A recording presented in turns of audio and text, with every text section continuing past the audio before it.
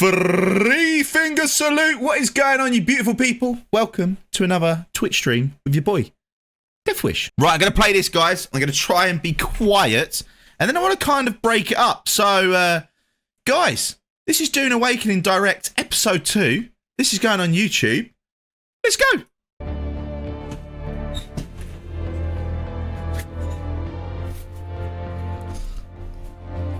I can't wait for this game, man. I need to be quiet.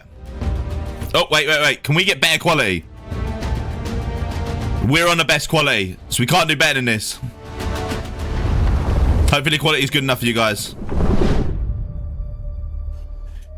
We are lost. Jay Henny coming in with 5 gifted tier 1 subs. Let's flipping go. 3 finger flipping salute. Rplay05, Grim the Cholo Greek is... Oh, yes, let's go. You just got a sub. EO Gaming, Chosen Prototype, and Danny92. Welcome to the Death Squad, amigos. Let's go, Jay Henny. Love that. Love that. I might as well talk for a moment, because if I don't, we're not going to be able to hear the game. I'm not complaining. I am definitely not complaining. Get some Gigabrads and D's in the chat. I'm going to do so. G to the flipping G's, guys.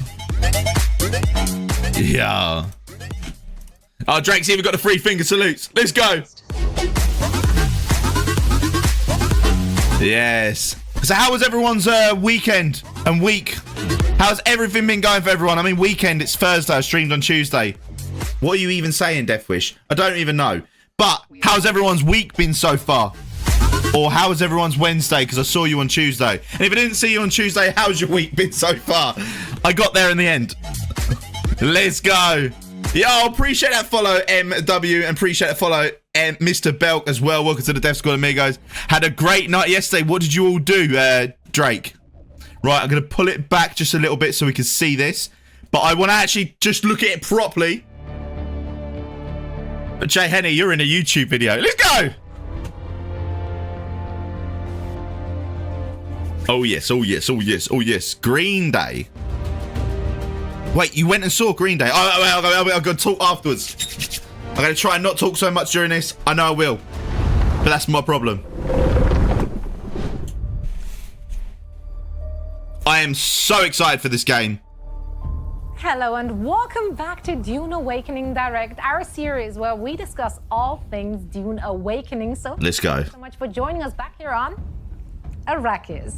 We're starting today's episode off with a look at a trailer that we unveiled just recently at Summer Game Fest. Then we will welcome back Joel Bylos, the creative director for Dune Awakening, to take a deep dive into the history and talk about the spark that ignites, well, this inferno. And we'll also answer some questions you might have about the player's spiritual journey on our Arrakis with Leah Talbot, the senior narrative designer. We'll also show some new specifics from the character creation and how you will start your journey on Arrakis and the decisions you will have to make before you embark on your journey.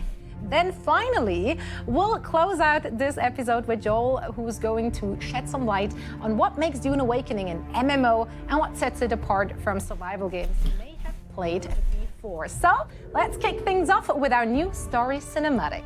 So guys, those of you who do not really or do not know about Dune Awakening or haven't really been following our topics on Dune Awakening in the Death Squad, well, Dune Awakening is obviously a survival MMO.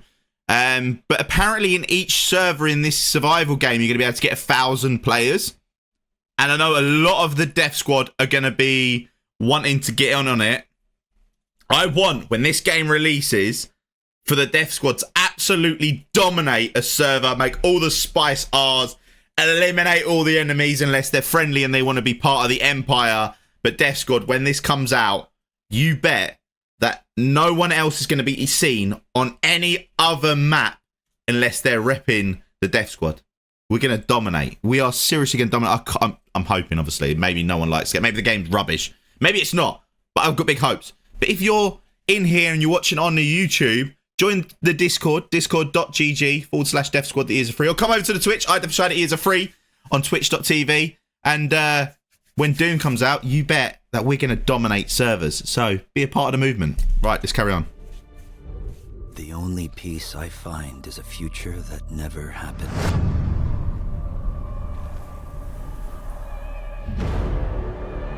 One where I, Paul Atreides, was never born. I created the future until it created me. Oh, it looks so good. But I see a narrow way, a path that might have been. What if my mother had obeyed her orders and given birth to a girl? Everything would change. Dr. Yue exposed before his betrayal. A world where my father lives. Quickly, guys, we got a hype train emote from them gifted subs and all the other subs. Go ahead, share it in the flipping chat. Let's go. Let's get it on the screen. GG's, choo choo. House Atreides surviving the Battle of Arrakeen. Sardaukar deployed to protect the Spice. Let's go, Dino. Glad. War of assassins spreading across the planet. Fremen exterminated. House Death Squad will rise. Muad'Dib. No, Lisan al-Gaib. No, Kwisatz Haderach. All of my visions lead to horror. This game looks epic. For this one. This one leads to you.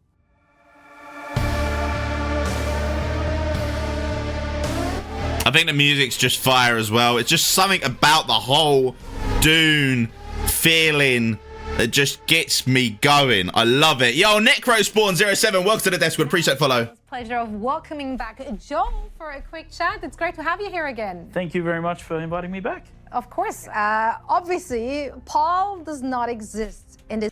We will make the difference, old git. We will make the difference. Yo, ho, ho, ho. What's going on with Towski? Welcome in. How the House of Death Squad shall rule. Yes. Yes. Alternate timeline, or rather alternate history. This video is going to take a little bit longer than 30 minutes probably, guys. Like I said, I talk a little bit too much. So, excuse me. That is huge. Please walk us through the thought process of that. Dino. Yes and no. The reason I say yes and no with you saying, guess I need to watch the movies to be hyped about the game. So I've only watched part 1 of the movies. I haven't even watched part 2 yet, right? But ignoring the hype of what the movies bring to this, obviously you understand a little bit more about how the game's going to come into play with controlling this world and taking the spice. But I used to play a game called Conan Exiles. It's Funcom. They've made loads of mega games out on the internet. But for instance, Dune Awakening is going to be like Conan Exiles, and Conan Exiles had the best building I've ever seen in a game, the best everything when it comes to a survival game, and this is going to be 10 times better, or at least I'm hoping, and it's going to be on a mega scale. So as the Death Squad ruling a whole server, that's what gets me so excited. Sure. So when we started working on the game, we knew that we wanted to have different factions. We wanted to have it set on Arrakis. And Paul, as a character, casts a shadow over everything that happens there. He's such an important figure to the universe. And we were looking for, like, how can we bring players in, make them feel like they have some agency in this world and they're not just going to join Paul. And so what's going on, Picard? We looked in the timeline, we worked with our partners, the Herbert Estate and Legendary, and we found like a moment where Jessica made a choice about the child she was going to give birth to. And in our timeline, she gives birth to that daughter. And that changes everything, right? Paul not being there creates this this real vacuum of power on the planet. There's still a lot of the same events occur because Duke Leto was still, training this force of elite fighters that made the Emperor jealous, which made him make a deal with the Harkonnens, which made, the Atreides still end up on Arrakis. But then because of the events that Jessica chose, she is now more tied to the Bene Gesserit faction, and they have trained her as a truthsayer, and she has the recognition of Yue's betrayal before it happens. And that leads to the Atreides being prepared for the Battle of Arrakeen, which means that they manage to defend themselves, which means that they don't get wiped out. And that leads to these major factions being in conflict on the planet of Arrakis. Let's talk about Lady Jessica's decision then, which, started the whole thing here. Obviously, with her complying to the Bene Gesserit rule of having a daughter, why did she even make that decision in the first place? Well, she's always been torn in her loyalties, right? She came to the Duke and she fell in love with the Duke, but she also had the agenda of the Bene Gesserit in her mind, right? And then there's the other side of course, that the Duke never made her his wife, and she has to make a decision. And of course, in the book, she made the Paul decision. In our game, she made the Aris decision, and that I think that people are very complex, and she had these very complex ideas going on, and so torn in her loyalties. In this case, she chose the Bene Gesserit. So let's talk about Arista's, part of the story then. Is she taking up Paul's mantle? Did someone say Dune? Yes, Raven.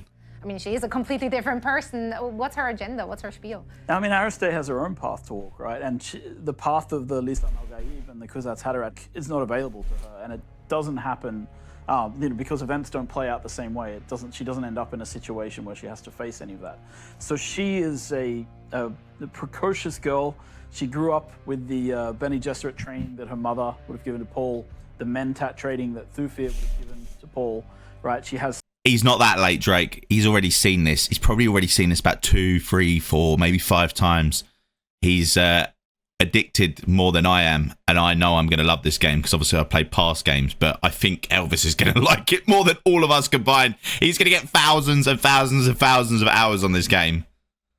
Sword masters like Duncan Idaho training her, and the great troubadour Gurney Halleck teaching her. So she has a lot of the same abilities and trainers as Paul, but she finds herself in a very different situation in the world because, of course, the end goal of the Bene Gesserit here is that the daughter of House Atreides marries the heir of House Harkonnen. A quick thing there, obviously it's explaining story, but Dino, if you say 2, 3, 400 times, right?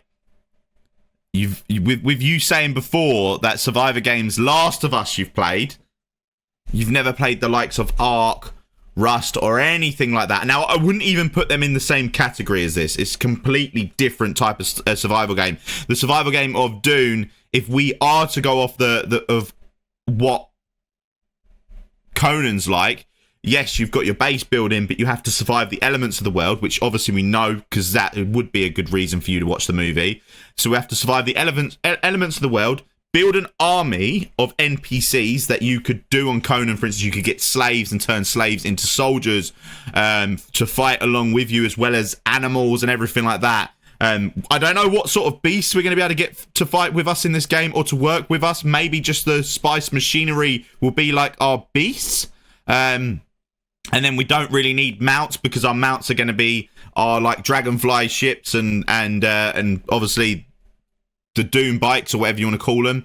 But yeah, we're going to have loads of modes of transport, so we aren't going to need that. But we're probably going to be able to still build like armies of soldiers between all of us in a guild or an empire, or I don't know how it works. I don't know if it's because if we're in Conan, you can obviously make your guild, but you couldn't have an alliance with another guild, because I don't know if we can make one guild big enough. So maybe we're going to have to make so many more guilds and just name them all of the same name, just so we can obviously be in the same area. What's the plan tonight, Def? We need to celebrate 4K.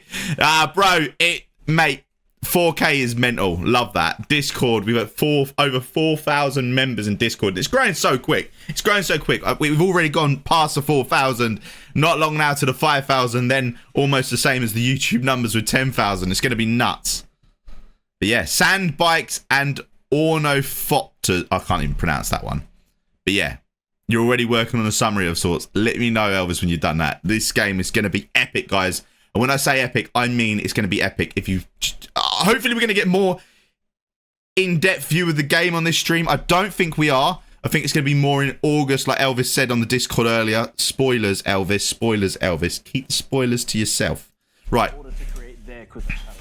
do hate that for her, I'm not gonna lie. So Aristay ends up under a completely different set of pressures, right? And that leads to a very different sort of life for her.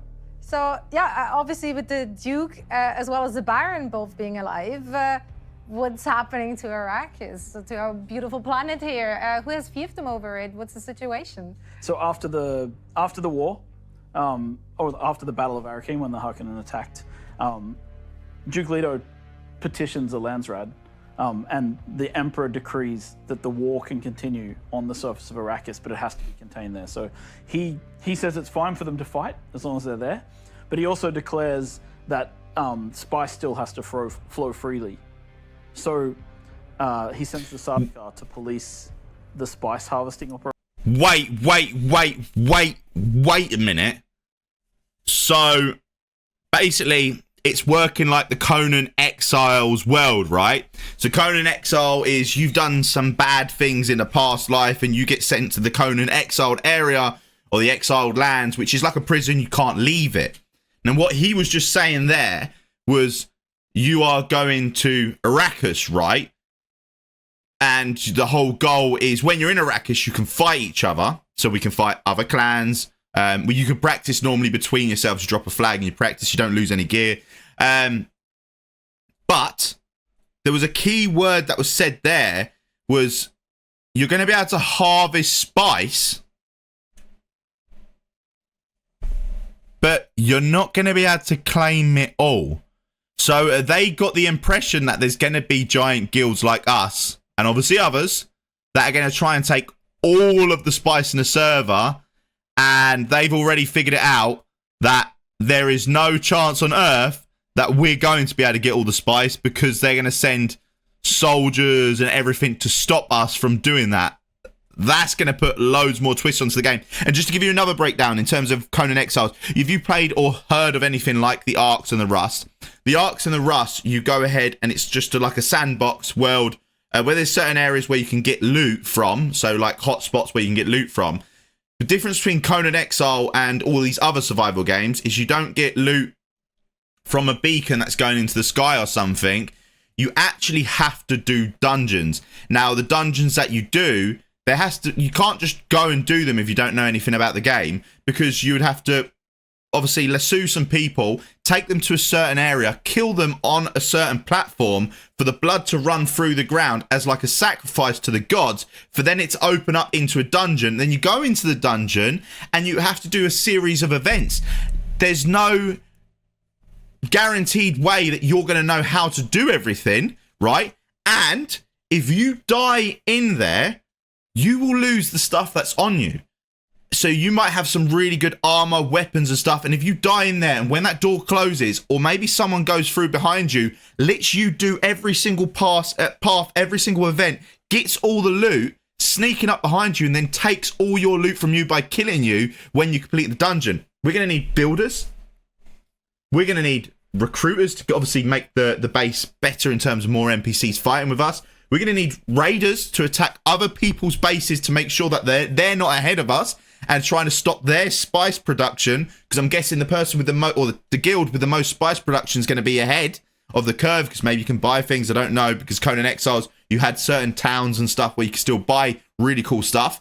And like Elvis just put world events and different outposts.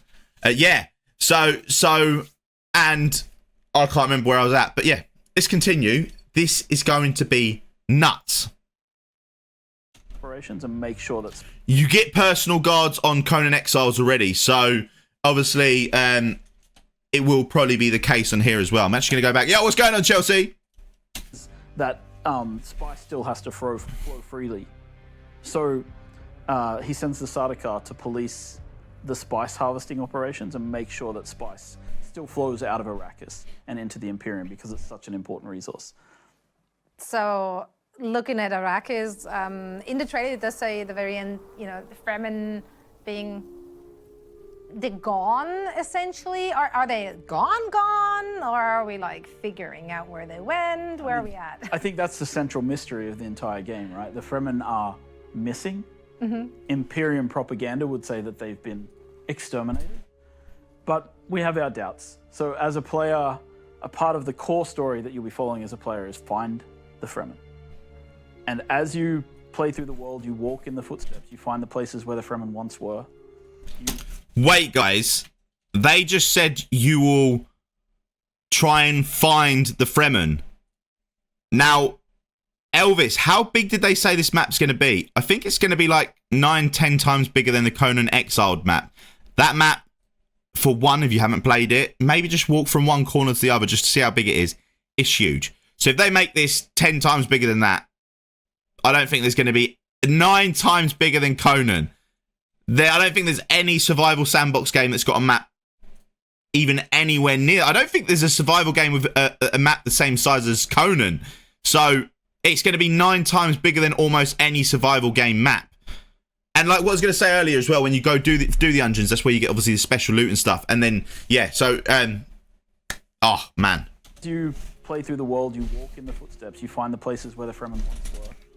You explore their rites, you explore their culture, but where are the Fremen? And can you one day find them? I'm not going to answer that question, but that's part of what the story is all about. So this is going to take forever for us to find the Fremen. But one day we will be able to. How long do they think it's going to take for us to discover the Fremen, guys? Probably going to take Elvis about 24 hours. Mental. And can you one day find them? I'm not going to answer that question, but that's part of what the story is all about. But their cultural impact is still very much felt as I'm traversing through Arrakis. Both their impact, like both the remnants of what they left behind when they left the abandoned sietches and things like that, but also the vacuum of power, right? Because look at this. They're showing us different dimensions to the world. So not only are we going to be in Arrakis, it looks like we're going to be able to head to certain areas that are not going to be on that map. So outworld instances. Oh, man. They left the abandoned sietches and things like that, but also the vacuum of power, right? Because the Fremen that was their territory, and they were extremely fierce about defending it. And with them not in the area, other people have started to fill in the gaps. I do want to talk about the impact that story and narrative has, though. Oh, yes. Oh, yes. We're going to have sorcery back in the game.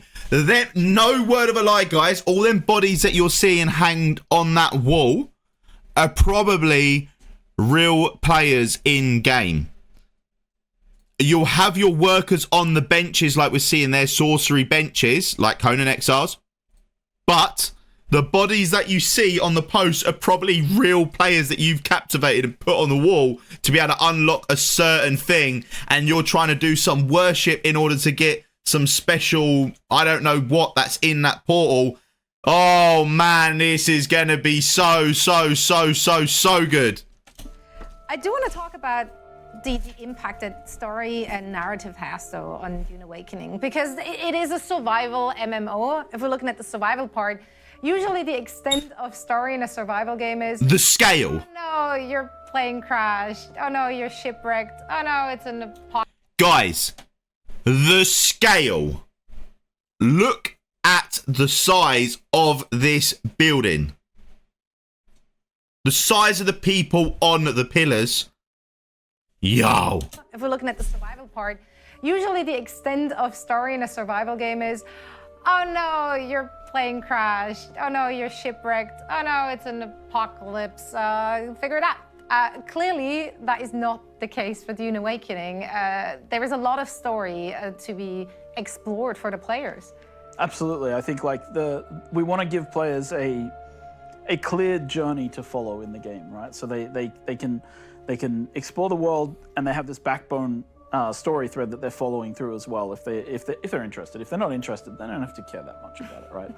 It's there. But you follow a fairly in-depth story, and it's kind of always plans within plans, you know. So you're always having to think about what people actually want and what the motivation is. Like, why are you looking for the Fremen? Is it a really important question that you should probably ask yourself as a player? Like, what exactly have you been sent to do this for? And I think these kind of elements provide a little more motivation for players as they explore the world. Oh man, Discord is gonna blow up when this game comes out. No word of a lie. All the information we're gonna have to uncover. We're gonna have to put guides, just guides in general to get through each section of a dungeon. To literally do almost anything in the game, we're going to need to make a guide for it. It's going to be extremely difficult and hard. And if we don't work together, as a solo person starting out on this game, forget about it. As a group, you've actually got a chance. A little more motivation for players as they explore the world. I do love that. What are your thoughts here generally? I mean, obviously by creating an alternate history and timeline, lots of different moving pieces, can we still expect to see similar beats that, we know and love from the books or the movies? Absolutely. I think that just because Paul doesn't exist, a lot of the factions have the agendas that they had, right? And they're still trying to achieve the things that they were trying to achieve even when Paul did exist, right? In his universe. So you will encounter, first of all, characters who maybe would have died in the books due to certain events. They're present in the game. You'll also encounter factions trying to achieve goals, but in a slightly different way because they don't have to account for the Paul element, right? Oh, that concept art. It's great because I think Dune fans should get a kick out of exploring the way that the thought experiment of like, okay, if Paul's not here, what is here? And what are people trying to do, right? And I think that kind of leads to very interesting consequences as you play. Yeah, I love the Yes. far-reaching consequences that has into the future of the game as well. We talked last time already about respecting the source material, which there is so much to draw from with the books and the movies. How do you make sure when you're creating an alternate history, that's a big step. How do you make sure that you're not veering too far away from that source material? Yeah, I mean, I think it's just a matter of like taking the source material as always the starting point, like being able to extrapolate out in ways that are like as logical as possible, and being able to say, look, I started here at point A, and my conclusion is yes, I'm here at point B, and because of the old history, this makes a lot of sense as a logical conclusion. So we start there. Then of course we have like our partners at Legendary and the Herbert Estate who can keep us grounded and keep us in line with what we should be doing, right? So we run a lot of our stuff by them for fact checking. Like we have this ridiculously long timeline document that we've written, and I think it's like 10,000 words of just timeline. And then we've shared that to get it approved by the Herbert Estate and things like that. So we do our research and we always start with the source material. And I mean, I think it's pretty clear from everything you've Whoa. said, from everything we got to see thus far, that there's a lot of love and respect for the Herbert's writing, for the source material we're also seeing from the movie. So I know for sure that the game is in very good hands with you guys, Joe. Thank you. I mean, I will say the one thing that we try to do is just make sure that we preserve the legacy. And part of the reason for doing an alternate timeline is that we don't want to step on what's been created that's amazing. We want to do the sideways thing and not actually ruin any of the canon over there. And it's honestly so smart, because in doing so, you now opened up this whole new alternate timeline for everyone. And now let's actually hand it over to Leia. I just want to put on a comment there. So Alcatraz just put, they have to compete versus Once Human though, so will be interesting. I get where you're coming from. Once Human is a stunning game, right? And has a lot, and I mean a lot going for it in terms of all these creepy monsters and all these incredible base building opportunities that you can like make and do, as well as having the motorbike and that. But regardless of having to compete with one another, I don't think they're the same game at all. Right, really, they are two different games. I think Once Human feels more like a single player game, but with all these multiplayer elements, whereas Dune Awakening, for one, if you've ever played any Funcom games, amazing. If you played survival games, normally they don't have stories, because even Once Human itself didn't really have a story when you've played the betas and stuff. It just had more of, I don't know, what can we say? It's got more of just a task, more of a mission, just do this. Whereas this, like I say, with Conan Exiles, you have to uncover a lot, and what they've even said, you have to uncover a lot. So I just feel like they're going to be two completely different games. Both great, but both completely different. What's with all those extra pillows on the bed? Do you even... Dino, all them extra pillows on the bed, do we even use them? No. As soon as I get into bed, they hit the floor quicker than I hit the bed. It's just the partner likes to put cushions on everything. Our sofa's got 4 cushions. Our little chairs have got 4 cushions. Our bed's... If she had the opportunity, it'd be filled with cushions. You wouldn't even see the bed. But it's not happening. Because it's just a pain in the ass to make the bed. So, yeah. No, it's all good.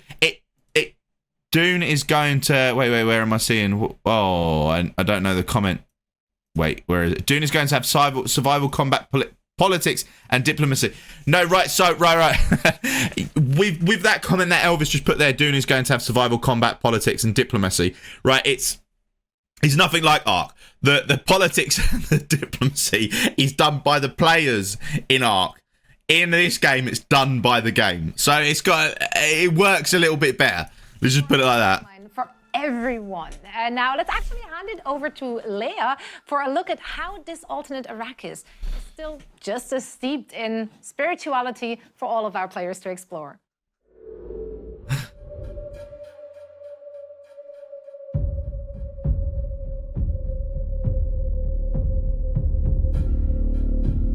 Oh, mate, look at... Oh, I could not do that job. That looks so hard. Paul uses the Fremen prophecy of the Messiah as a tool for survival, right? He sees the path ahead. He sees the consequences of this. Sorry, guys. I know it sounds completely weird, but imagine the world, right, like this being a bit more like Destiny, story-driven with raids and stuff. Just the raid part is more like Dune, whereas once human, you don't have the Destiny raids, whereas Dune will have the Destiny style raids. That's probably what's going to take it apart and make the games feel completely different. The path ahead, he sees the consequences of this decision, but he has to push forward because all the other path leads to chaos and to the end of his family's legacy. Your story is also one of survival, but you are not Paul Atreides, and you'll have to embrace the chaos instead of avoiding it. As a part of the story of Dune Awakening, you will have the opportunity to explore and experience the religious and spiritual journeys of many of the people you will come across. Our Arrakis is still the harsh, unforgiving... Looks mental. ...to train the faithful, but Jessica's decision to bear a daughter, Ariste, instead of Paul, has created an entirely different political environment for you. It's a pretty cool name. I think just a house of death. You have to evolve in a world in turmoil, a world with no clear dominant force that is embroiled in a long and exhausting war of assassins. This power vacuum is breeding instability, but even though Mortem does sound cool. Opportunity for many, including you, the player. Arrakis is a crucible from which many factions and groups and sects have splintered and spread and festered, each with its own set of beliefs and waging a war against each other, fighting for their own little patch of desert. Like, for example, the Masquerade, who are a cult of religious fanatics who have copied and twisted even the Fremen way of life. As a player, you may not be the Messiah, but the spice will still guide you in your journey. You will have to learn the ways of the desert by following the teachings left by the Fremen and undergo the mystical trials of Akal. Because for the Fremen, I can't wait, man. To survive Arrakis is already in itself a spiritual awakening, a spiritual journey. Villeneuve's movies have shown us the danger of taking up the mantle of a spiritual leader. They have shown us the power that comes from it, but also the damage it can cause. This story, however, has already been told. Yours has yet to be written.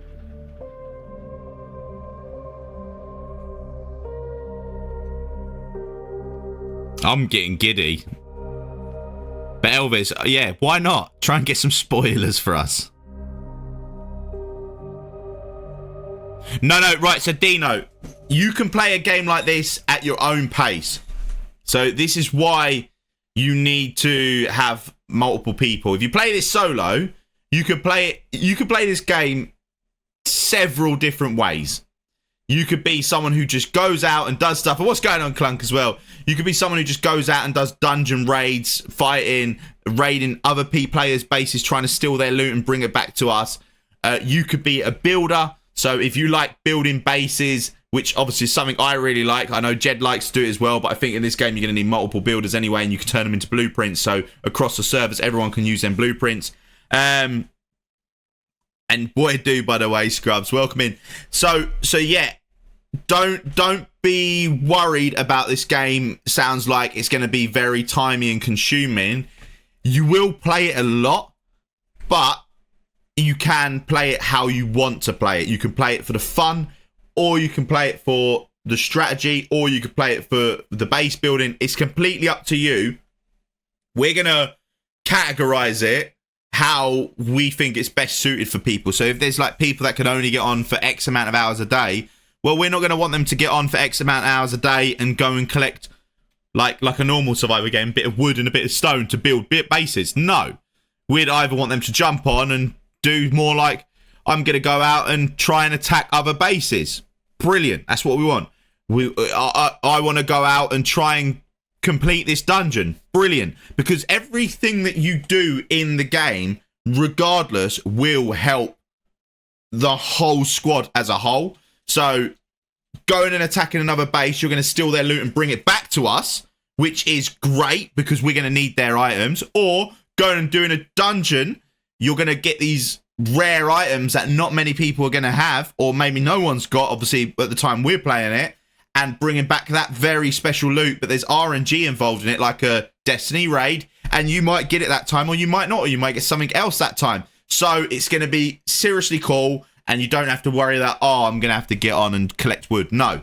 The people that are on are gonna be wanting to do all that stuff anyway. So, yeah, just everyone can play at their own pace, and we'll try and make it fair for everyone. Everyone can have a little bit of fun and just do what's what. Mission Impossible trying to steal a copy of Dune from their studio. Imagine that, Elvis. But the big thing is PvE player base versus PvP player base. So, at Alcatraz, obviously, if you play Conan Exiles, it's going to be quite similar to what this is. Even in the PvP worlds, there's PvEVP worlds where your bases can't be attacked, but you can attack other players. That might be a world that we can build in. So maybe we might do multiple worlds depending on how many of us play it. But I'd like to start on a PvP world. If we have got too many players, then we can do a PvE world, where we can just make these mega bases and mega structures and do mega things, doing the storyline together, and have a PvP world. So literally anyone who wants to just do PvE can, and anyone who wants to do just PvP can. We do building competitions, all that sort of stuff. It's just going to be fun. Anyway, but the thing is PvE. Yeah, I'm all for attacking. Going to be very aggressive player. 100%. But that's the cool thing, because that's where stories come in, Scrubs. But even if you look at Conan Exiles, you can make trebuchets and attack base with trebuchets. That people have got bases that big in Conan Exiles that you'd have to summon gods. I don't know what you'd summon in this game. Maybe it summon the sandworms. I'm not too sure. But there's going to have to be something in this game. Or maybe when that base got so much spice, one of them ships that we saw getting blown up when he's holding the skull in the air is going to attack that base. I think they have mastered everything. I don't think there's going to be a single stone unturned in this game, and it's going to be absolutely epic. So honestly, do not worry about them things.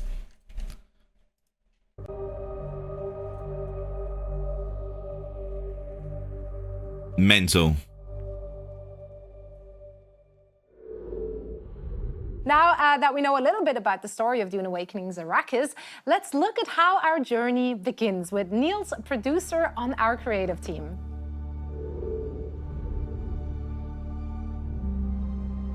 Oh, this looks so good, man.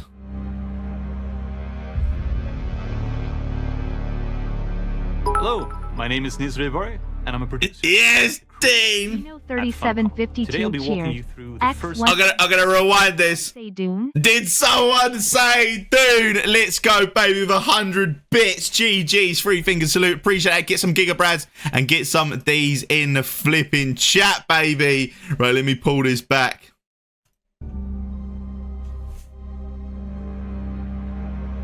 I've seen that, Blaze. Hello, my name is Nizre Bore, and I'm a producer here at the creative team at Funcom. Today I'll be walking you through the first moments of Dune Awakening, character creation, where we find out who you are and what you look like. Let's take a look. Here we have our character creation screen. Expression and customization is one of our key pillars in Dune Awakening. And that starts here. There's a lot of customization options available for you, but if you want a starting off point, or just want to move past the customization and straight into gameplay, you can make use of some of the preset character looks we've got available. If you're like me and like making your own character from scratch, however, then there's plenty of options for you to play with. You can change your body type and your general... Guys, if we're on a PvP server, make your character as small as possible. The smaller you are, the harder you are to hit. If you haven't played a survival game, that is the best thing to do.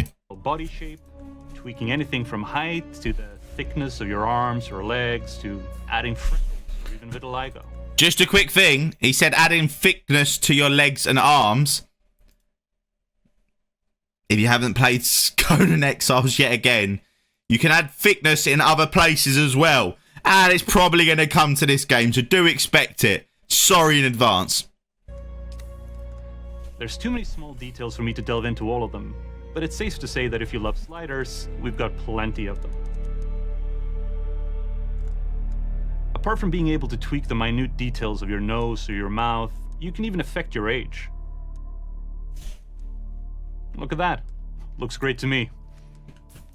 The other classics like hair, beards, and eyebrows all have different choices for you to make or affect. But on top of that, you can also add in tattoos and facial scars. We even let you choose how faded with age they've become. Play around a bit with our makeup options, and soon enough, I think you'll have a character you can enjoy exploring Arrakis with. Now that we've selected our physical appearance, we give our character a name and we continue, because we're more than just a pretty face. Customization is about more than just how you look. It's about who you are and where you come from. Have they told you what I am? Then I will sift your words. Oh, look. Oh, get your characters in the game. Hey, how'd you make your character already? Background effects, how they get to interact with the people of Arrakis, giving you different dialogue options depending on who you are. For the sake of this video, we'll be choosing the home planet of the Atreides, Helidon. A world of water. Homeworld of the Atreides. Wait a minute. We didn't you exploring Arrakis. Wait a minute. Do we have to...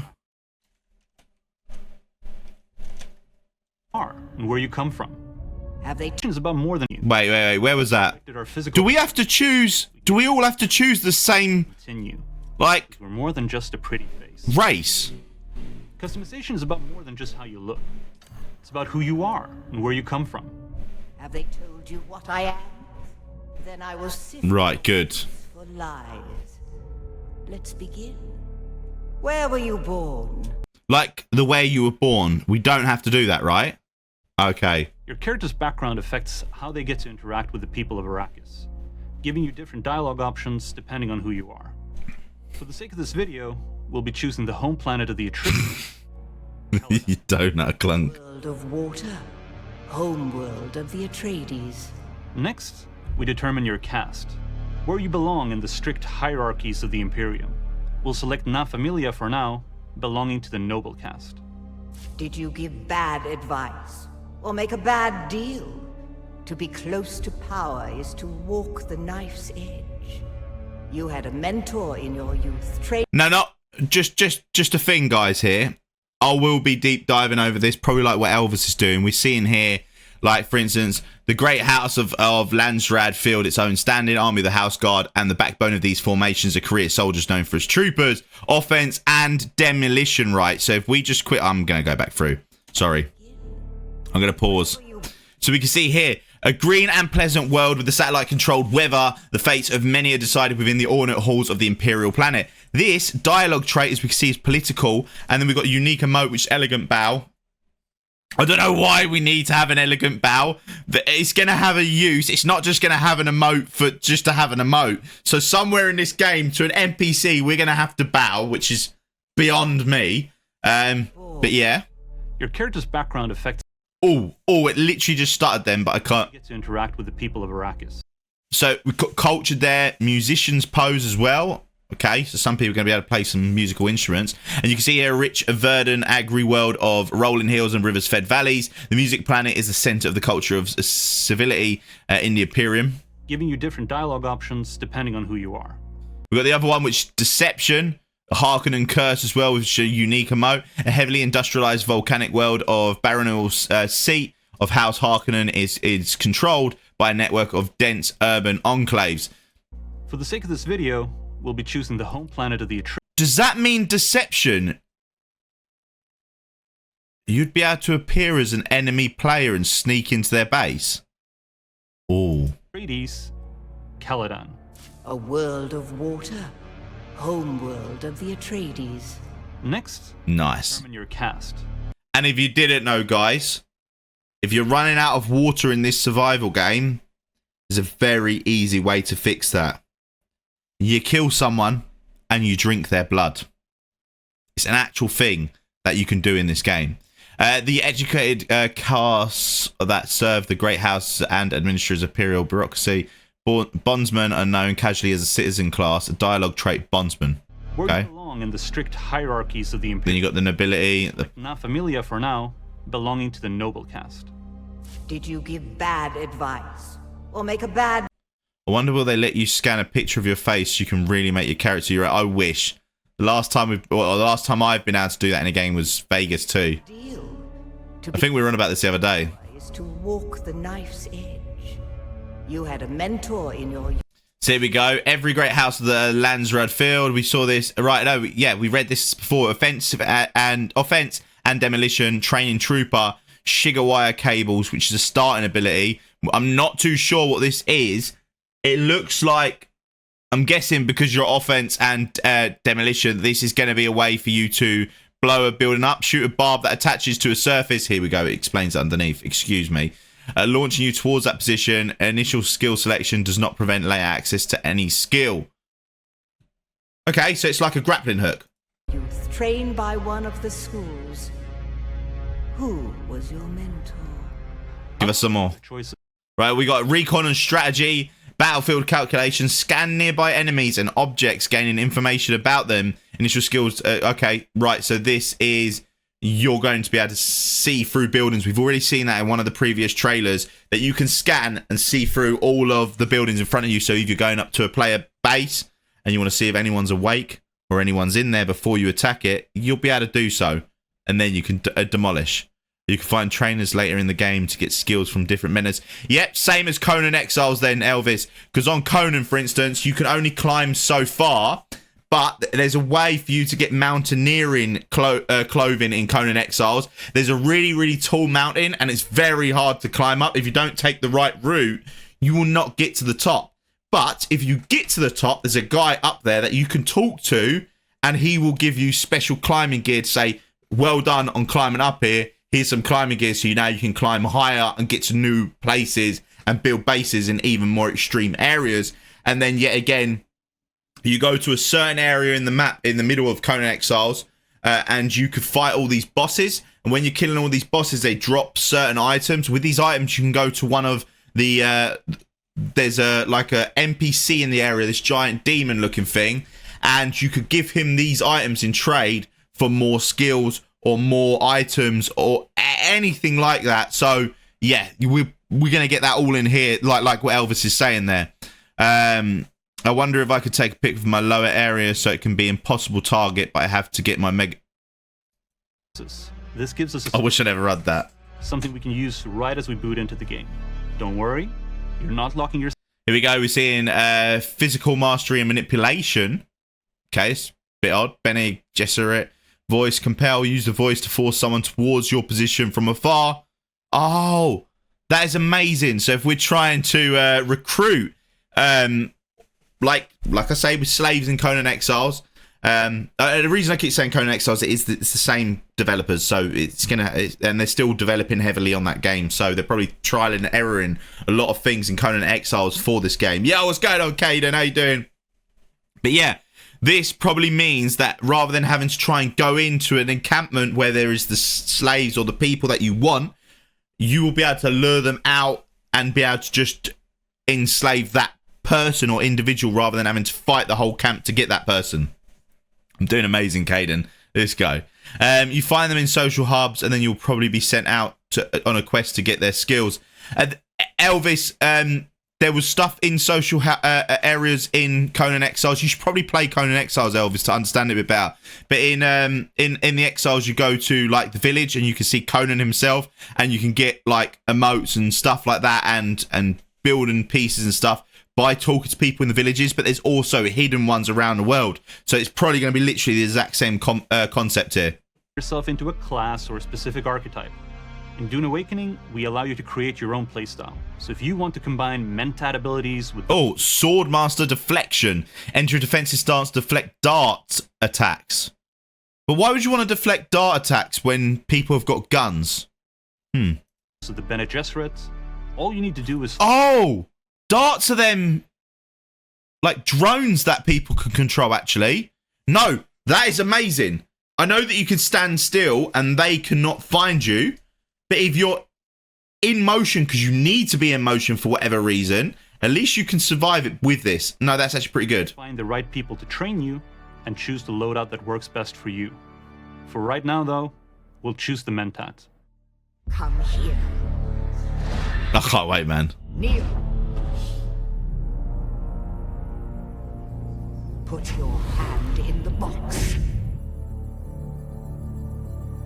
Yes, master.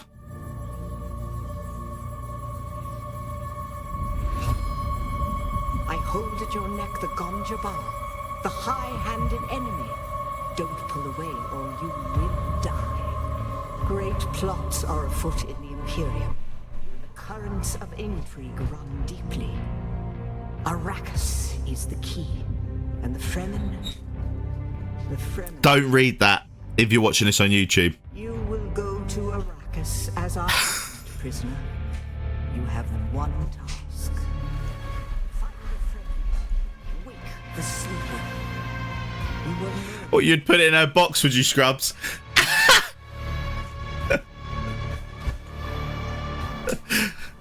And with that cryptic message, your journey begins.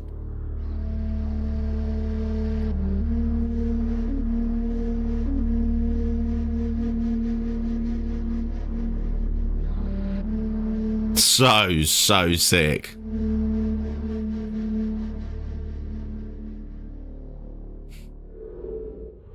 Now, before we move on to another topic, is there anything you can share, Joel, about the state of development for the game?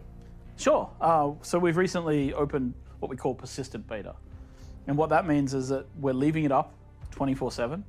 We have lots of players in there who are testing the game from start to finish, which means that they start in the desert and that they're hopefully passing... Don't be sorry, Barbaric. Choosing their sides. Welcome in. Eventually reaching the end game where they're helping us to test like the deep desert where, you know, people will be harvesting spice with big groups and also testing things like the Landsrad, which is the end game political system. Now, not all of these features are online, and in fact, if you look at the beta right now, there's a lot of fires to put out and plenty of bugs they've been finding for us along the way. But yeah, so this is where we're at. We've gotten these features in. We're trying to now gather sort of player feedback, player data on how they approach these things and whether they're really working and what we need to do to tweak them to be better. I'm doing amazing, Barbaric. We're just going over this new Dune Awakening direct episode that dropped today. But yeah, hopefully you're doing well as well.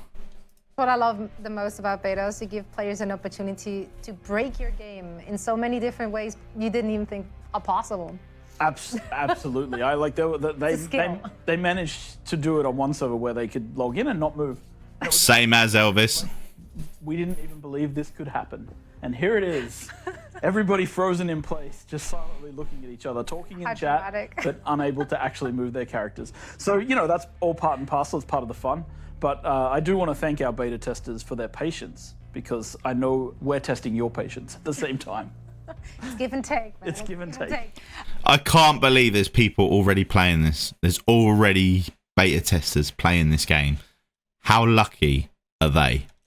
Now with the beta being more persistent or continuous rather, does that also mean that people who are not in the beta can expect to see some more in-game footage soon, some more glimpses of combat, for example? This looks sick. Exactly. So as we move forward through the year, we're going to be showing more and more gameplay from the game. More of the combat system, which has been being revamped, melee, abilities, shooting, all of the things that people would expect to see. And in addition to that, we're also expanding the beta over time. So again, more and more people are getting in, and then they're in permanently, right? Because it's a persistent beta. So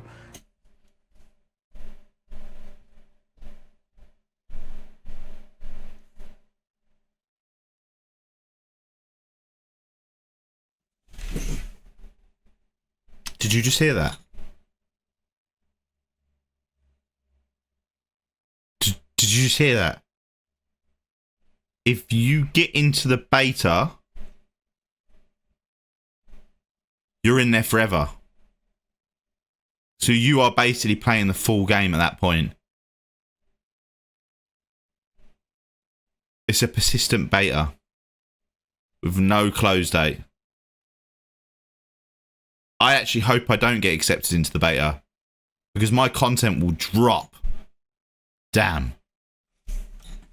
it will grow larger and larger and begin to pick up momentum as the year continues.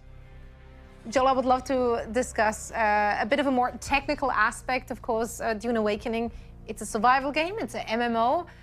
Two different game types, which I'm sure on the back and front end have to be treated differently. How does the player experience those different aspects from? But this means that the game is basically ready to play, you know. If it's in beta, it's not an alpha.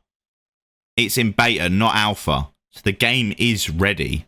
They're just ironing out the creases. I'm guessing, obviously, Dune themselves want a bit of assurance that the game is good, and they probably have to run the beta for so long, X period of time, to make sure there is no problems with the game.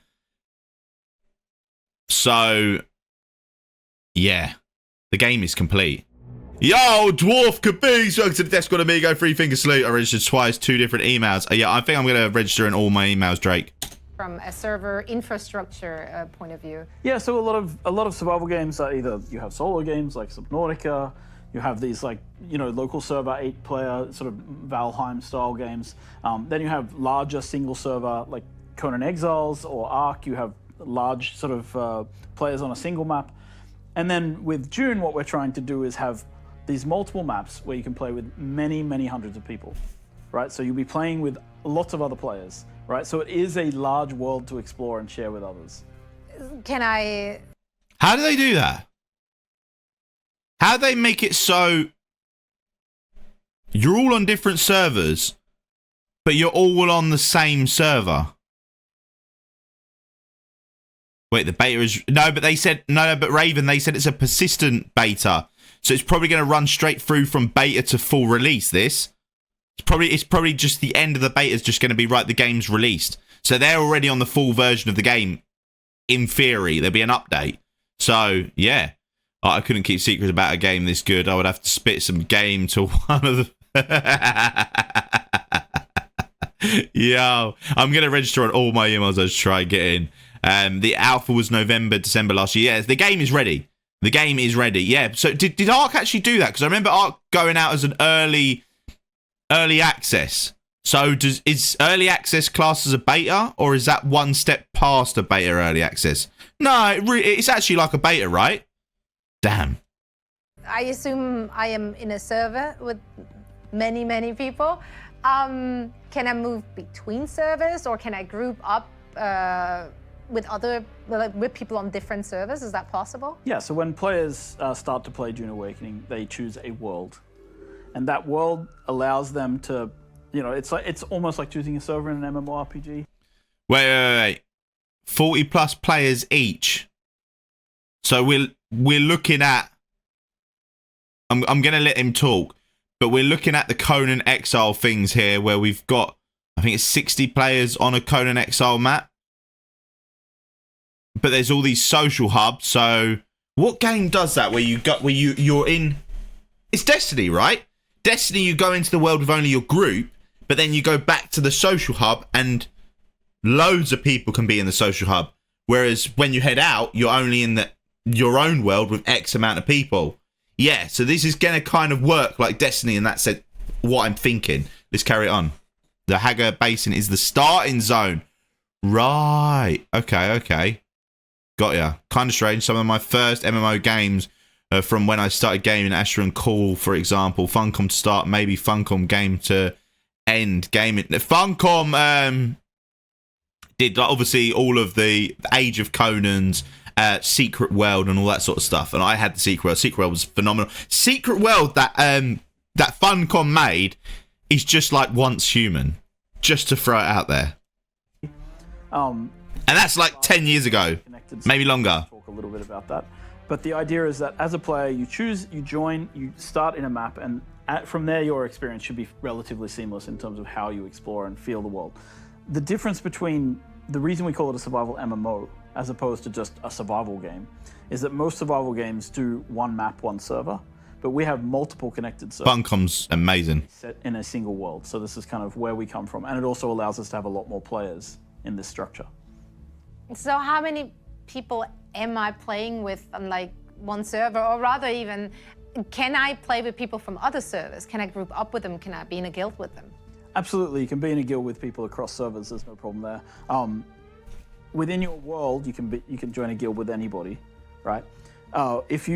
When you join the game, you start in a server which is a Haga Basin, right? We call it the Haga Basin. The Haga Basin is the starting server. It's a server with a minimum of 40 other players. It's a place where you can build, craft, survive, progress. If you want to play specifically with friends, you want to join the same version of Haga Basin, because Haga Basin can have multiple versions. And then from there, you move outwards. I can select which Haga Basin I'm starting with. So like if we start in the game at the same time, I can make sure that we're spawning in the same.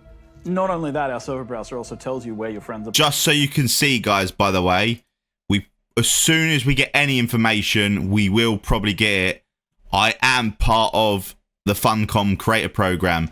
This is why I probably won't get accepted on my main email to this game, because they don't want creators to be able to get in there and get the information, because they know that they're creators, and obviously my email is tied to this. But when Funcom do release obviously other games, I probably will have access to the likes of Dune Awakening and stuff, because I can get all the keys for all of these games. So as soon as I do get any more information, I will let you guys know.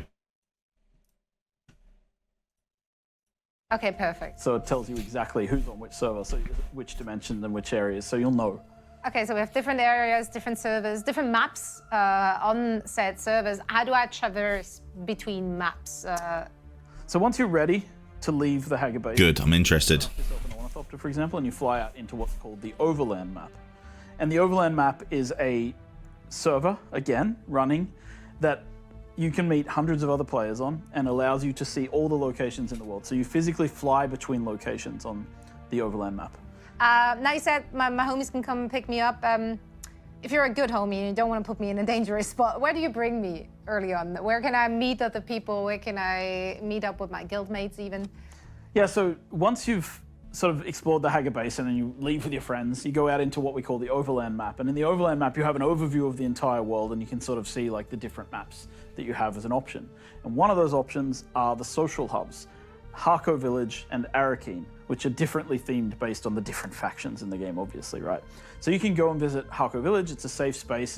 It's kept fairly okay, peaceful by the Canley Peace. And in there, there's bars to visit, vendors to visit. There's the chome exchanges there, and of course you and your friends can go dancing if you want in the clubs. Okay. Where you go dancing in the clubs. Okay. You gotta relax every once in a while as well. Now, once I'm done dancing and I slept off my probably hangover, Yo, I'm not being funny, right? You'll chill out in the Discord and obviously play and laugh and have a drink together. there is going to be some flipping hilarious clips from you all. No doubt you guys are actually going to have a drink, go, should we go to the club? Why not? The stories that you guys are going to actually say from this are going to be jokes. Once in a while as well. Now, once I'm done dancing and I slept off my probably hangover, I want to get out into the action. Where am I going? So then you'll go back to the overland map and you'll fly to the deep desert. The deep desert is this massive area. It's 500 kilometers squared, or minimum 500 kilometers squared. It's actually a bit larger than that. There's, and that's where 500 kilometers squared. How big is the biggest game map in terms of... Right, let's have a look. Right. Guys. Look at this. Look at this. How big is the biggest game map in terms of kilometers squared? 72 square kilometers is the biggest game map in any game right now. Legend of Zelda Breath of the Wild, it's the Link game with the biggest map we've seen to date. The Dune world, just Desert 1 as well. They didn't say Desert 2, Desert 3, Desert 4. They literally, this has got Desert 1. So there's going to be multiple deserts. And just one of them deserts is 500 plus. He said, oh, it's not 500. It's actually more than that. Huh? I'll bring that back. Now, once I'm done dancing, into the action. Where am I going? So then you'll go back to the overland map and you'll fly to the deep desert. The deep desert is this massive Look. area. There's three entrance points there. You've got the Deep Desert 1, so I'm guessing there's Deep Desert 2, Deep Desert 3. It's 500 kilometers squared, or minimum 500 kilometers. Whoa. He didn't say... No. Minimum 500 kilometers squared. Minimum. We will never find anyone ever in this game. Minimum. Oh my God. That is an absolute joke. Wow. The deep desert is this massive area. It's 500 kilometers squared, or minimum 500 kilometers squared. It's actually a bit larger than that. There's, and that's where you can meet hundreds of other players. There is probably going to obviously be a player cap. What's that? There, but you should be able. Is that like a spice explosion that we're seeing there? Yo! To handle quite a lot of people, and that's a completely seamless set of servers that are all connected together. That's so cool. PvP map with a strip of PvE as people enter, so that they can be safe when they come into the map and don't get. Wait, I need to rewind that. That's a completely seamless set of servers that are all connected together. It's generally a PvP map with a strip of PvE as people enter. Oh, so the map is predominantly PvP, guys. I don't think there's actually PvE. He said there's a strip of PvE when you enter. So like what we're looking at here, you see all this rocky area right underneath the camera? That's probably the PvE zone. The sand is probably all PvP. And we're seeing the spice hotspots as well, poking through these big explosions. Yo! So that they can be safe when they come into the map and don't get ganked. And then you head out into the desert and you have these adventures where you're harvesting spice. The cool thing about the deep desert, and this is one of the things that I think I've mentioned last time, is kind of unique, is that we have this thing called the Coriolis Storm. And every week the Coriolis Storm wipes the deep desert and resets it with a new landscape. And you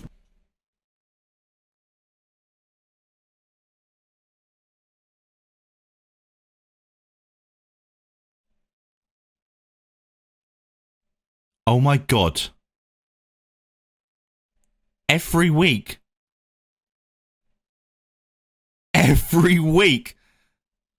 the map is going to change. So not only is it 500 square kilometers minimum. It's going to change every single week.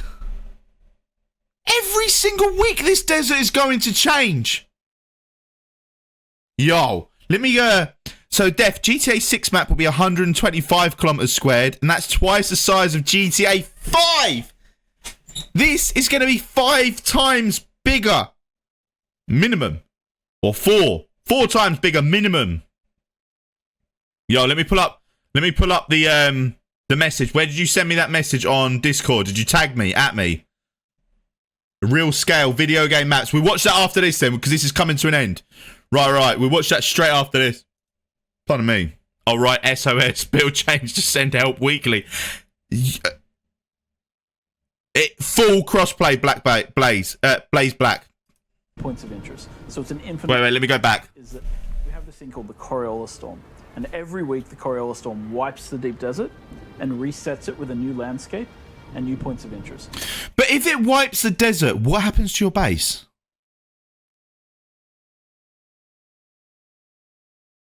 Six hours. Yeah, but you don't know how quick your player model moves, Raven. If it's GTA, it might be referring to the fastest vehicle in GTA. This would be walking or... And actually, wait. Wait. You're saying 6 hours real life, right? But what you're not putting into consideration as well with this, Raven, is you've got to avoid the sun. So you can't go from corner to corner. You have to go shadow. So it's literally easily going to take 24 hours probably to get from one point of the map to the other. Remember, you're going to have the sandworms coming after you, all of that stuff. Nuts. Absolutely nuts. A new base every week. No, I don't think you're going to have to make a new base every week. They wouldn't. I don't think they'd do. Wait, actually, Clunk, you might be right. We might have to make a new base every week. Unless you're on the rocked areas. The only reason I say you might have to make a new base every week is because in this game, you're going to be able to make blueprints of your buildings. So if you can make blueprints of your buildings every week, once you've got all your blueprints, you just bang, get all your blueprints out, quickly pop up your base, bam, you're ready. And then you make all these new blueprints. You know, it's going to be whoa, try not to swear. Nuts. Yo. I'll have to explain this to you later. Maybe your base will be in a safe zone. Quite possibly Metalcaster, or you might have to build it on rocks anyway. And it does say the desert, not the rocks formations. Maybe the rocks do change. But you want to be on the rocks because if you're on the sand, the sandworms could eat your base. So, yeah, you'd hope you build on the rocked platforms rather than the actual sand. Yeah, it would take days to cross it. We need to form an expedition team. Do you know what I mean? But like Dino said before, I won't be able to get on and do that. Well, go explore. You're going to be able to do plenty of that. Week in and week out. I really feel like this game is going to take over every game. And I don't mean that in a bad way, but they are nailing it with every word they're saying. If they can actually meet this expectation. Do you know, I know people are under NDA, but even under NDA, you could probably say you hate the game, right? On a Reddit post or something. I have not seen one negative post about this. It must be so excellent. Like, amazing. Because it's on a persistent beta. Just nuts. Yo. Dune is crazy world. You're going to have to hunker down when traveling. Yo. Dune it's going to be nuts. I'm immune to the sun. I live in Florida. The sandworms are going to be scary. Yeah, if this delivers, I'm getting it 100% or dig into the rocks like the books, movies. True, Metal Castle, true. So it's an infinitely explorable space and a really cool place to hang with your friends. No, mate. Wait. Wipes the deep desert and resets it with it's infinitely and new points of interest. So it's an infinitely explorable space and a really cool place to hang with your friends. And new points of interest. We're going to get even new points of interest when the desert changes. What do they mean by new points of interest? It can't just be a sand dune. What will be the new point of interest? Is it going to uncover more about the Freeman? Is that why it's going to take us so long to discover everything about the Freeman? Because if you haven't managed to explore the minimum 500 kilometers per week to see what is in the sand, by the next week, you might be able to uncover a little bit more because something else is uncovered, and so on and so forth. No way, man. You could build makeshift or temp. You can make blueprints in this. So yeah, going to be a long time in between plugins to recharge. Yeah, and we're trying view for weeks. I haven't been able to. You're right. I don't know what you're on about. How are you going to go from Skull and Bones in this game back and forth? Well, it's yeah, 100%. Outposts, crash ships, labs, and more. But Dino, Skull and Bones, the way it's going anyway, we only get on the game for like. I'll be getting on there once a week, guaranteed, obviously, for the story sets and stuff like that. And obviously, every time there's a new season, and just fill out the new season content. And then it'd be juggling between Dune. So Dune would be more of my free time game as well, whereas Skull and Bones will be content and not so much free time. So I don't know. I really don't know how it's going to work. This might consume me entirely. It shouldn't do. But yeah, it's going to be absolutely nuts. And it's on the new Unreal Engine, which can have unlimited worlds. Damn. Ancient caves, relics, ancient buildings. It really sounds like a very unique blend of different elements from different types of games that you combined here together. I'm super interested to see how that all plays out. Now, Not sure, Klinger. To the viewers, any last thoughts you're having on the server infrastructure and your approach to it? Sure, I think it's the important thing for me as a creative director to point out here is just... Sorry, I'm going to play what he's going to say now. I think what might be the best thing, if we can build up enough hype about this before the game starts and try and recruit as many people as possible before this game actually releases, it might be best to go into one of the worlds as 4 different teams, but all make our own, obviously, personal alliance. And just imagine turning the map into 4 lanes, right? So we make 4 bases, and each week we move down the lane like a swimming pool, like where you'd race, go down the lane. We'll kind of go up the lane and back the lane, up the lane and back the lane, so we can cover the whole map and obviously unveil stuff, get better items for everyone. I don't know. I'm not too sure. Oh man, can't wait. It's just going to be insane. Boys Huckenen for me, probably. Yeah, regardless, so we can all play together though, Klinger. He's going to tell the missus, got to move the bed into the living room for his Dune station. Yo, no, the computer's got to move to my bed. The computer ain't going to be here. I'm going to put the screen on the ceiling, and I'm going to be there like that. Yo, I'm not even going to get out of bed. Held a message for reason, aggression, allow it to post to chat or in mod. I'm going to threaten people in the beta if you don't join the death squad, I'm going to kill you. I don't know why that got held. Scrubs, all good. We'll see how it goes. Let's go. All hail death squad. Yeah. Guys, come on. Come on. Please tell everyone that we know in the Death Squad about this game. Try and get them hyped just a little bit, because if we go into this server as 10 of us, we are gonna have no chance whatsoever. If you're watching this on YouTube, we need you. Join the Discord, discord.gg. Join the Dune section. I'm gonna have to open it up after this video, or sometime soon. Join the Dune. And let's get ready. We need 1,000 people minimum for when this game drops. 1,000 Death Squad members before this drops for Dune. Let's flip and go. Yo, Dune with Conan Exile vibes is going to be so great. I can't wait to check for print art. I can't wait. Join Death Squad or become my water. Yo, Dino. Dino3752 cheered. X100. D3ATHSQUAD for the win, best community out there. D3ATHSQUAD. Death Squad, come on. You can surely say that, but for the win, 100%. Let's flip it, go. Appreciate the bits. Get some Gigabrands and get some D's in the chat for that dono. Let's go. Appreciate you. Yeah, so the release date, Jay Henny, for this, we don't know. So we know, obviously, it's in closed beta. Closed beta obviously means that it's in the final stage of testing, where it does go closed, then normally open, and then open game. But because this is a persistent closed beta, I don't think it's going to go from closed to open. It might do, but I don't think it will. I think it's just going to go from closed to release. Who knows? Maybe they want to stress test the servers and they do an open beta. Maybe, maybe not. I believe we're going to get it early next year. It would have made sense to release it this year. The game's already complete. We're going to know more by August, so maybe it drops at the end of the year, November, December. Who knows? But by August, we should probably get a release date. We need to have a chat in mod voice chat before release. 100%. You'll think one people are going to play in one server at the same time. So Alcatraz, what he was saying in the bit before was saying that it's going to be hundreds upon hundreds of people in one world. So it's 40 people in a social hub, but in one world. If it's 500 blimmin' square kilometers in a game, it's going to need to have hundreds and hundreds in one world.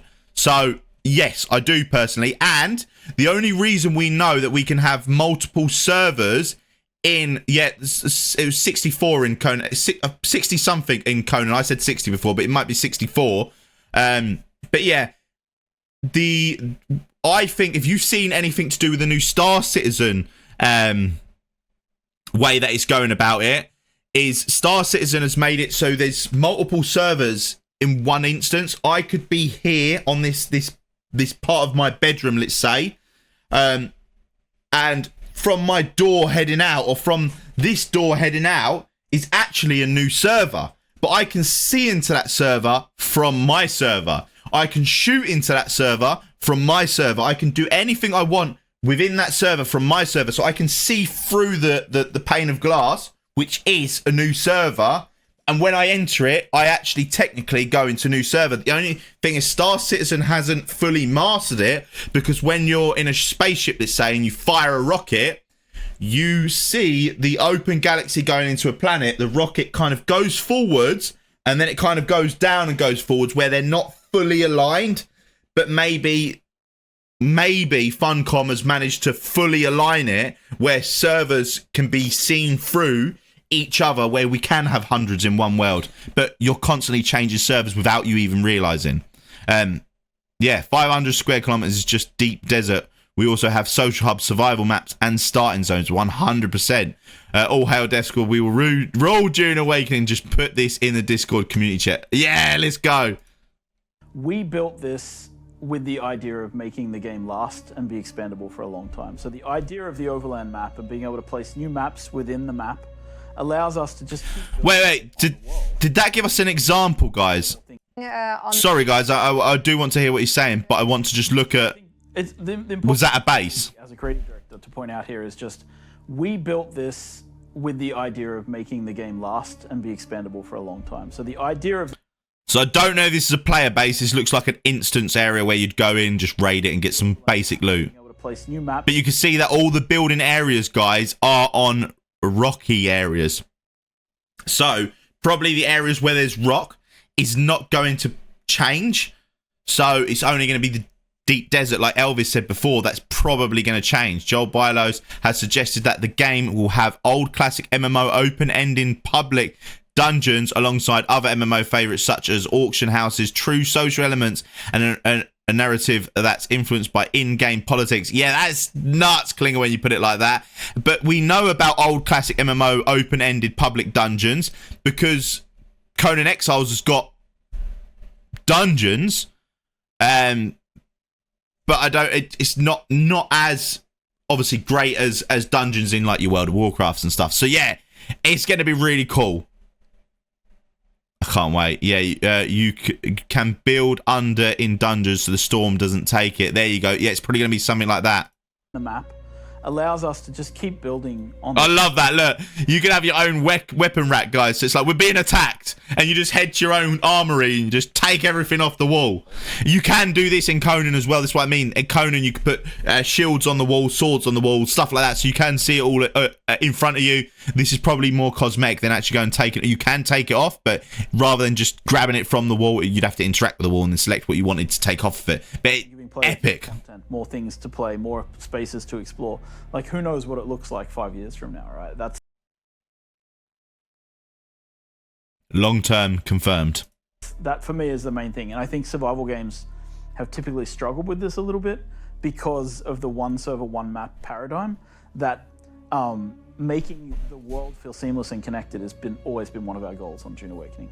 So the future for Dune. So with what I was going on before with multiple servers in one world, definitely seems like what they're trying to do.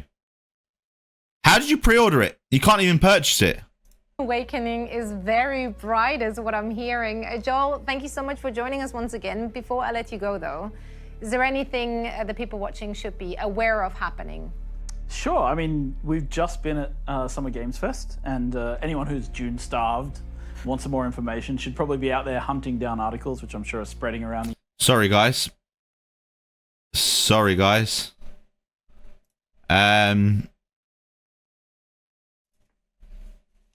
Sorry, guys. We will finish that video in just a moment. I need to...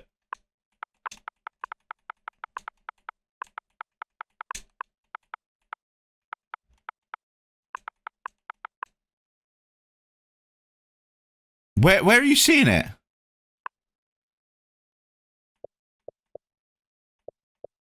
Where are you seeing it?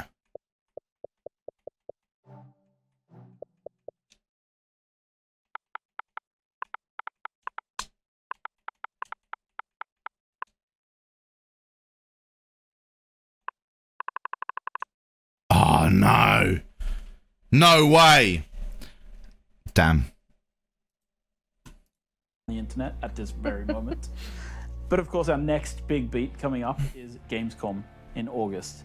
And there we'll be showing the game live and allowing... Raven? Raven? Are we going to Gamescom in August? Are we going to Gamescom in August, Raven?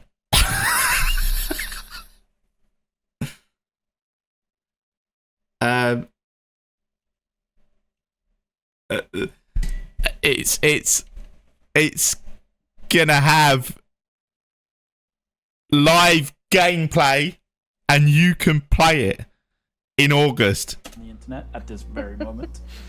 But of course, our next big beat coming up is Gamescom in August. And there we'll be showing the game live and allowing people to have a look at the future of what Dune Awakening can and will be. Who's coming to Gamescom? Who's coming to Gamescom? Sushi, very good. You subscribe while I'm making a YouTube video. I'll make sure I give you a shout out. Free finger salute. Let's go, baby.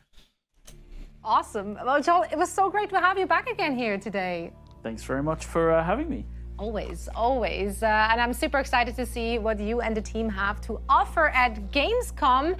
And in the meantime, remember to wishlist the game on Steam and follow our socials at Dune Awakening. Also, of course, make sure to join our servers on Discord to take part in all the discussions and keep up to date. We also have regular sneak peeks on TikTok, Instagram, as well as YouTube. But that's it from us here today. Thank you all so much for tuning in, and make sure to join us for the next Dune Awakening Direct. I cannot wait for this game. I cannot wait for this game. Guys, if you're watching this on YouTube, let me know your thoughts in the comments down below. But before you go anywhere, we're just going to have a look at a video that was sent in the Discord just to see about world sizes and literally compare one to another. So this video is made by Metaball Studios. So shout out to Metaball Studios. Go over to his channel, watch it over there for yourself. Or obviously if you're watching it here on this video, then let's go ahead and jump in.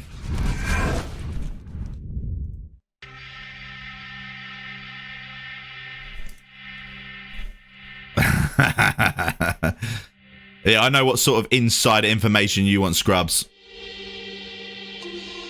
So Rocket League. Okay, it's about the same size as the London Eye. Tiny.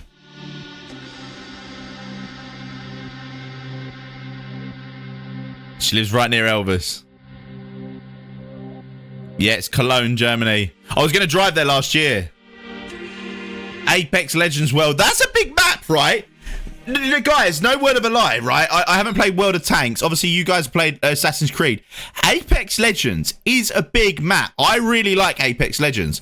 That is quite a big map when you're running around in the game. So that's only one. That's 3.6 kilometers squared. Oh.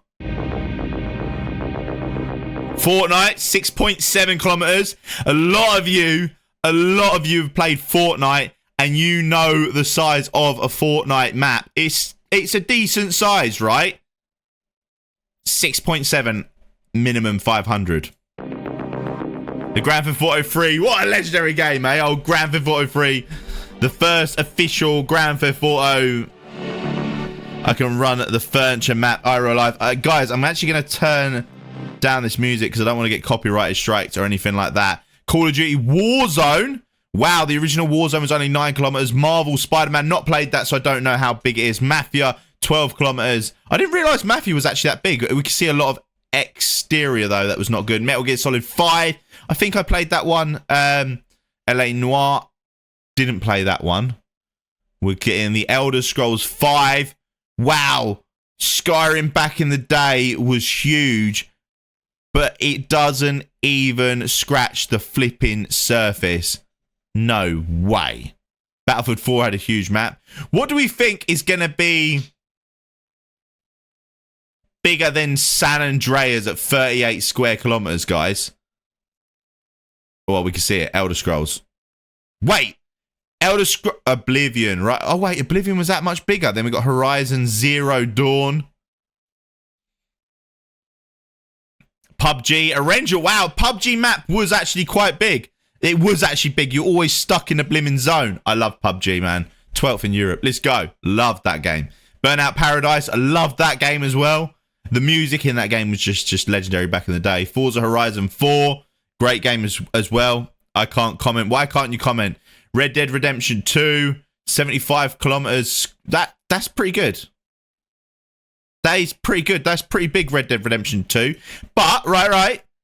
You're saying Red Dead Redemption 2 is huge, yeah? 6-7 times bigger than that. Damn. You know this video. What do you mean you know this video? Grand Theft Auto 5, 80 square kilometers. Assassin's Creed Origins, 80 square kilometers. Assassin's Creed games are bigger for sure. We're seeing Assassin's Creed games here quite big. Far Cry 6. Ubisoft does make some massive games. And what's going on, Mr. Magica? Welcome to the Death Squad, amigo. Appreciate you putting your first time in the chat there. Love that. Cyberpunk 27. So I did not think the Cyberpunk map was that big because you can't really actually explore all of this. You can only explore this. So I don't know if I'd give that to them. They've made it look visually big. Is it that big? I don't know. I'm calling a bit of fluff there. Yeah. No, I don't think it's as big as they're making it out to be. Witcher, fair enough. Witcher 3 was a big game, but you seem to get around it quite quick. I'm guessing it's all the fast traveling. No, I don't think so. I played that a lot. Ark Survival Evolved Ragnarok. Wait, Ark Survival was that big? They count non-playable parts of the map as well. World of Warcraft, 207 kilometers squared. Maybe there is a map bigger because we're only halfway through the video, guys. Maybe there's actually a map bigger than this. They count non-playable parts of the map as well. Yeah, DayZ, obviously. That's fair. That's valid because DayZ, every single part of land can almost be used. So I actually think the DayZ one is fair. DayZ is massive, man. I got on DayZ a handful of times. I don't know how people play the game. It's got to be the hardest game I've ever played. Every time I get on the game, I cannot find food and I cannot find weapons. And when I seem to find it, I get some sort of sickness and die. I really wanted to play the game and I just can't. So, Ark seems smaller because you blast the map in dinos. True.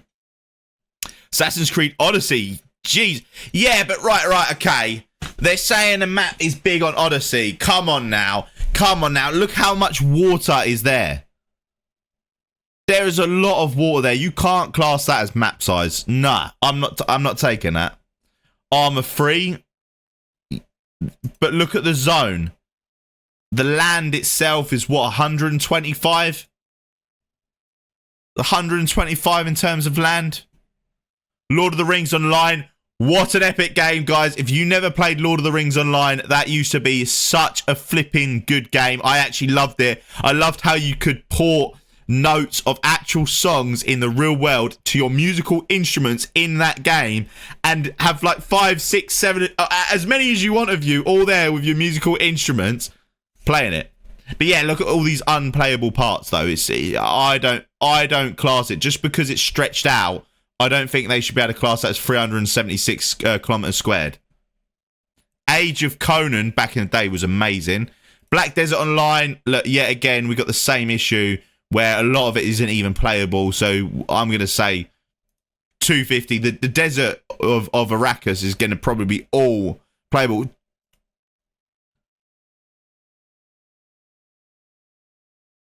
Okay. Lord of the Rings Online, I got it back at the start for 200 quid and never paid for an update DLC. Damn. Yeah. Wildlands. Holy crap, I didn't believe it was that big. Yo. Okay. Wildland is massive. I didn't think it was that big though. But that's because you're always on motorbikes and cars and helicopters. Okay. True Crime Streets of LA. Oh, what a game. Do you know how old this game is as well? But, yeah, in the Wildlands, yeah, you can literally go anywhere in Wildlands, which is perfect. The True Crime Streets of LA, that game is so old, but what a... Oh, mate, this is really bringing back nostalgia, though. I'm loving looking at some of these games and thinking, I've been there, I've done that. Guild Wars, yet again, I love the developers of Guild Wars. Never played Guild Wars itself. But obviously NCSoft, like NCSoft, but you can still see there's so much land that's not being used. Yeah, 100% Averon, and welcome in Averon. Yeah, but a lot of these games are squared, but this feel the square. Yeah, so it's a bit of a hard one. Where is Jed? No clue where Jed is. Just Cause. What is this? What game is this? What game is Asheron's Call? I've never seen this game. Wait, was it actually?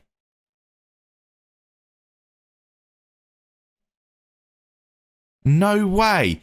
So if you've played games like this back in the day, you might have played Dark and Light. That used to be an absolutely epic MMORPG. But when it was an MMORPG, they've changed it into a survival game and it's terrible. Final Fantasy 15. Is it that big? Yeah, Dark and Light back in the day, was amazing. Maybe we know each other. I used to have an epic dragon, everything. Test Drive Unlimited 2, yet again, it's out of bounds, shouldn't be classified. The Crew? Come on now. That's got to be fake, right?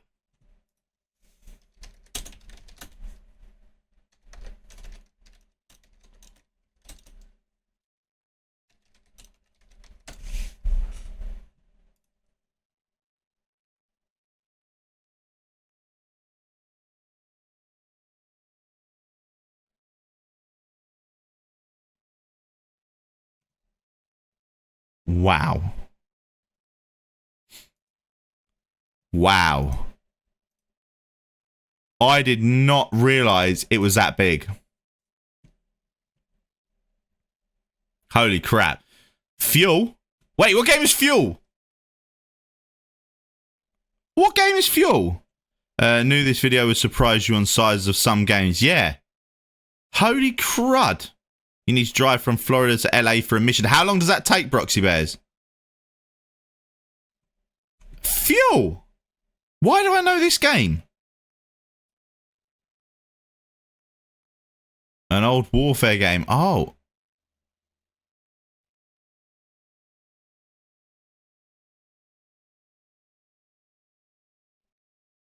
Oh my god. Star Citizen's entire plan soon to be another galaxy.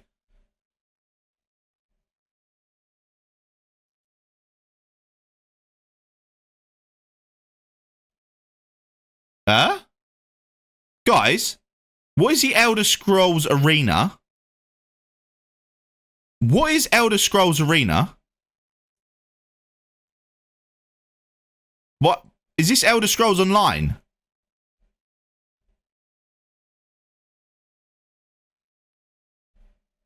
The first game was that big.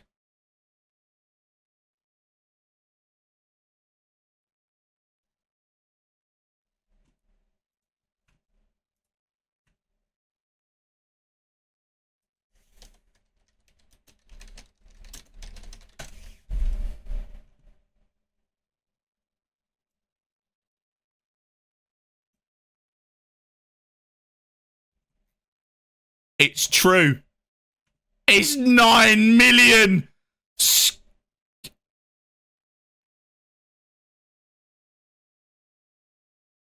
Oh my god. This isn't even 100% accurate. This is being fair. This is actually being fair. It's way bigger. So it's actually the land size that? No way. Wait, no. Come on. We're seeing, right? We're seeing Microsoft Flight Simulator as the actual globe. Now, if you played Microsoft Flight Simulator, does it actually take you the same amount of time to travel from the UK to Spain, like 2 hours? Does it take you from the UK to America 7 hours? Does it actually take that long? Wait, it actually takes that long? So it's actually 100% realistic time to scale.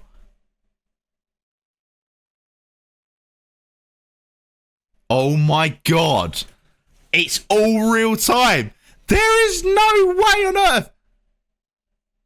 It took you 16 hours to fly. Did you put autopilot on and go to sleep, Raven? I'll wake up in the morning and I'll be perfect. I'd only have to fly for another 4 hours. You know, get the cabin crew to bring you your breakfast.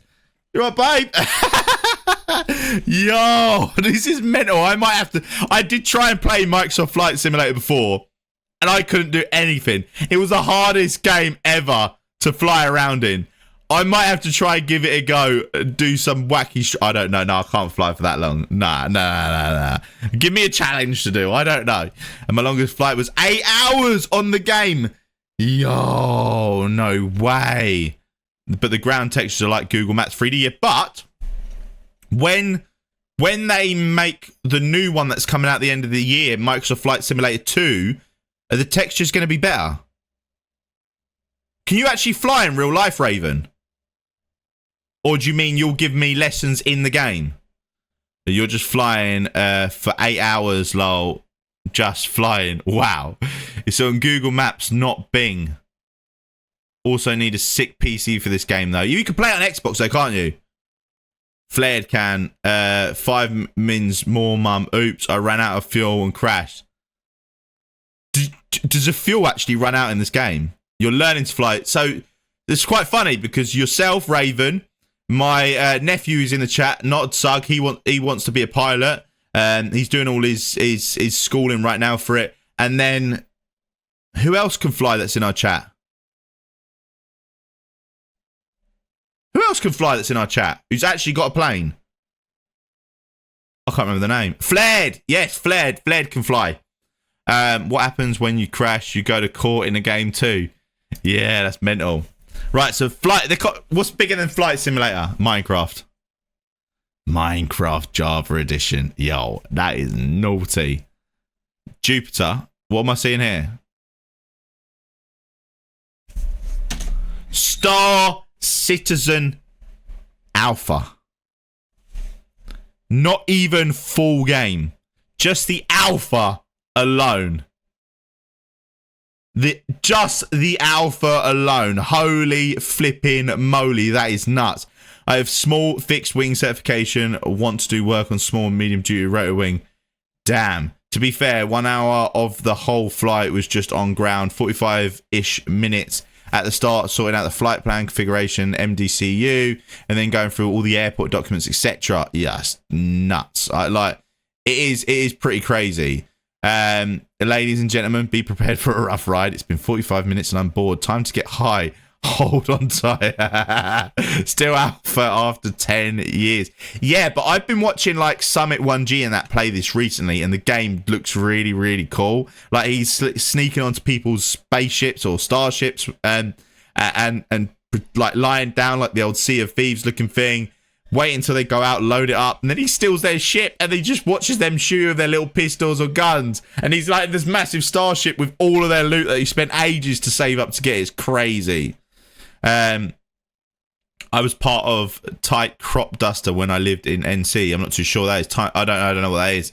Everything in the game is true to life, so you can use real airport documents when it comes to configuration, the aircraft, ILS, and all that sort of stuff. So, I mean, it's actually a really good way to help you learn then nowadays. So, just from Flight Simulator alone, a lot of people are going to be able to go into exams in the future, even like yourself, Caden, and know so much more just from playing the game. SC, if the meshing gets to working, they can add the second galaxy someday.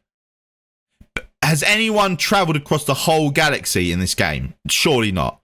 It must be impossible. I used to play VATSIM, which is like role-playing a game, real flighting parameters.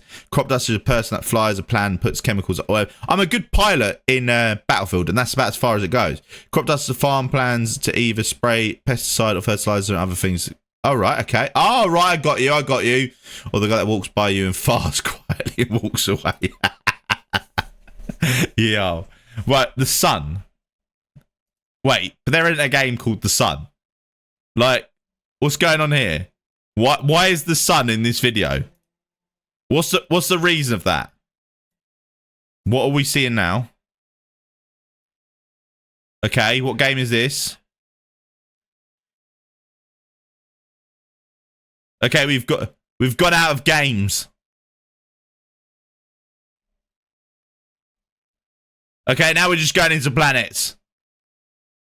Pillars of Creation? EVE Online?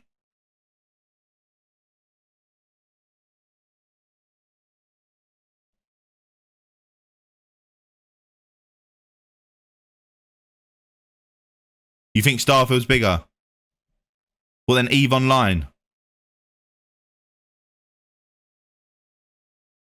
Oh my God. No one will ever be able to experience everything on EVE Online. That'd be impossible. That would be impossible. Well, what's the next game we're coming to? We're getting to a game that's going to absolutely flipping blow our minds here, aren't we? Yo. Elite Dangerous!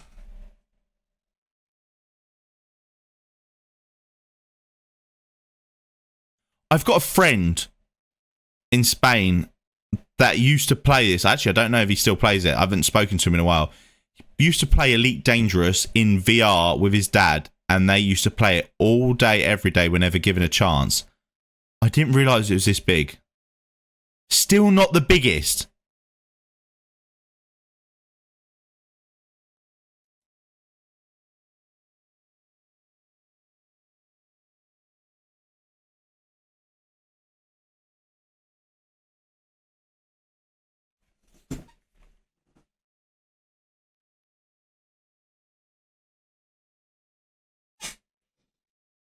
Nah, you're talking rubbish. That's rubbish. Nah, there's no way. There is no way. There is no way on earth it is that big. No, I don't believe it. I do not believe that it's that big. Nah. Nah. I'm going to call it a night. And I'll see you in the next one. Like, follow, comment, subscribe. Peace! Adios, mi amigos.